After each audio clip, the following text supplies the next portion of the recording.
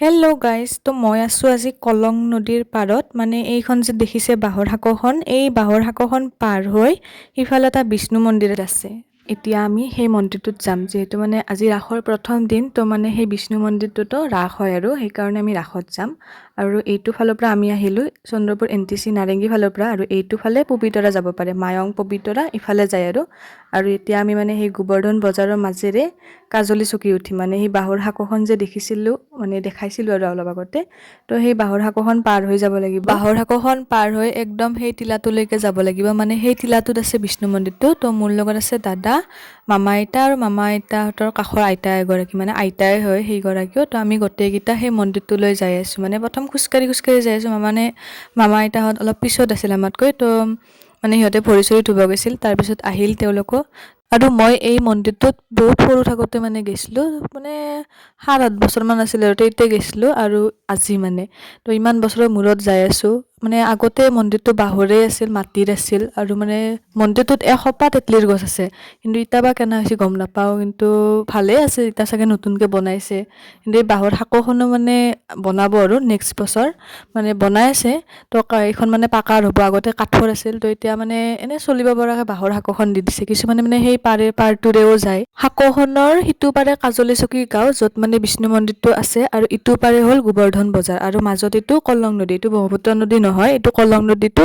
আৰু কলং নদীটো সিফালে যাই কিনে মানে ব্ৰহ্মপুত্ৰত মানে লগ লাগছি আৰু গাইছ। মাকৈৰ খেতি চাওক, মাকৈ দগৰী মাকৈ। হৰে কৃষ্ণ হৰে ৰাম মাৰি আছে। ইমান দেৰি কিয় হ'ল আপোনালোকৰ? ইমান দেৰি আমি মানে ভৰি চৰি নুধাকে আহিলোঁ নাকি? আমাকো মাতবা লাগিছে। আমাৰ ধূলাবালা লাগিছে না।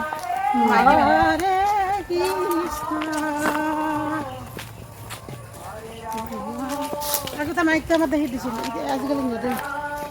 না, মাইকৰ চাউণ্ডটো সৰুকৈ দিয়া আছে। গাইছ, ব্ৰইলাৰ কাক লাগে ক'ব, মই লৈ যাম এটা বেগত ভৰাই। সৰু হৈ আছে। আহি পালোঁ দিয়ক গাইছ। আধা কিলোমিটাৰমান হ'ব ন? আধা কিলোমিটাৰমান হ'ব মেইন ৰাস্তাৰ পৰা, মানে গোবৰ্ধন বজাৰৰ পৰা। আৰু ইফালেও কিবা যায়, কি যায় নাজানো।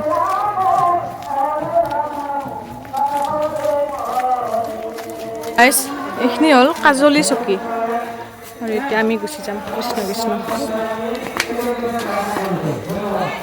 তো প্ৰায় উমানন্দৰ নিচিনাই হয় না অলপমান।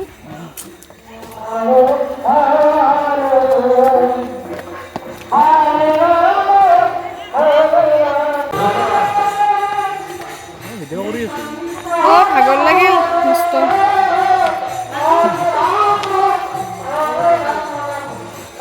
এনাৰ্জি হে টাটা। আমি আগতে যাই পাম আৰু তোমালোকতকে। আমাক টাটা মাৰছ।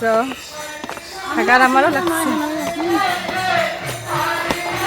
ধুনীয়াকৈ এনেকৈ উঠাত জচত পূৰা উঠি যাব দেই। এই যেতিয়া ৰখিম শেষ।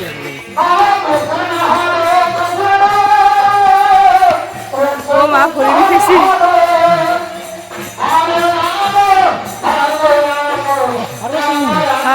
আৰু আছে।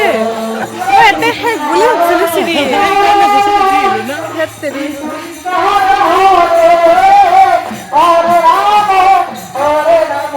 হেল্ল'।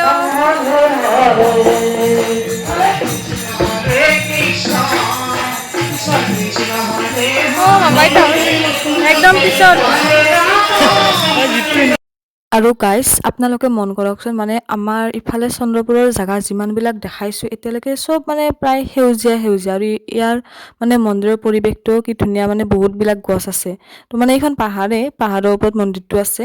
তো চব সেউজীয়া ভাল লাগে আৰু কিবা এটা চন্দ্ৰপুৰৰ পিনে। আৰু মানে আমি যেতিয়া মন্দিৰ পালোঁ, তাৰপিছত ভৰি হাত ধুই মানে অলপ চাকি ধূপ জ্বলালোঁ। তাৰপিছত ভিতৰৰ মন্দিৰটোত গ'লোঁ, বাৰু দেখাই আছোঁ ভিতৰৰ মন্দিৰটো। তাৰে আগতে এটা বস্তু চাওক, এই মাইনাজনীক চাওকচোন, মানে ইমান মৰম লগা, ইমান টিকলা মিকলা মেখেলা চাদৰ পিন্ধি মানে হৰে কৃষ্ণ হৰে ৰামত তাই মানে নাচি আছে, আৰু মানে ভাল লাগছে আৰু আপিটো কিবা এটা।